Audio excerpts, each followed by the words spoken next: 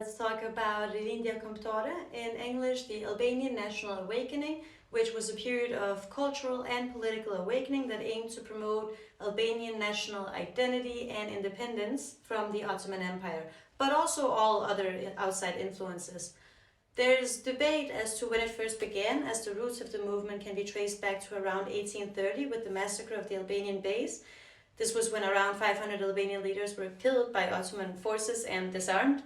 while others believe it began in 1844 with the first attempt at a standardized alphabet, or even later in 1878 in Prizren with Rilindja Prizrenit, where the leaders of this movement sent the following statement to the Berlin Congress, who was determining the Balkan borders at the time. They said, "Just as we are not and do not want to be Turks, so we shall oppose with all our might anyone who would like to turn us into Slavs or Austrians or Greeks. We want to be Albanians." It took a long time, but we ended up with our independence for half of our land, which is today's Albania. The main focus of the Albanian National Awakening was to unify all Albanians living in the Balkans into one independent and sovereign state. Albanians across all borders and religions took part in this, and the movement was actually led by Albanian intellectuals, rebels, activists, and politicians who all aimed to promote the Albanian culture, language, and history, and raise awareness of the Albanian cause among the international community. I would say they succeeded because of how proud we are today still, and how much we like to share our history and culture, but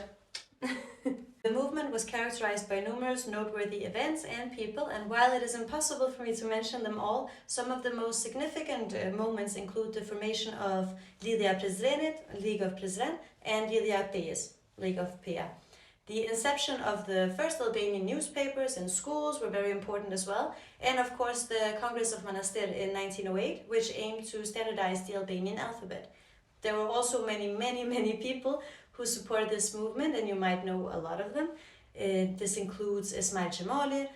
brothers, Naim, Sameh, and Abdel, as well as intellectuals like Pashko Vaza, Gjergj Fishta, Fanoli, and Faik Konica.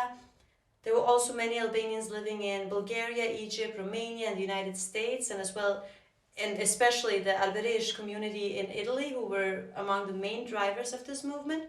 We also had women who played a crucial role in the movement, like the Chiriosis sisters, who founded the first Albanian language schools for girls in 1891 with their brother, and are now known as the Mothers of Albanian Education. However, the Albanian National Awakening was not just a cultural movement, it also involved armed resistance, of course, and many exceptional leaders like Isa Bolletini, Idris Seferi, Bayram Ture, Hasan Prishtina, Riza Kryezio, Najib Draga, and later on Azem and Shote Galica, and countless other brave fighters led the struggle for Albanian independence. There's so many people involved in this, and events as well, but let me know in the comments who or what you want me to talk more about, and I'll do my best and turn Rilindja Kombëtare into a series.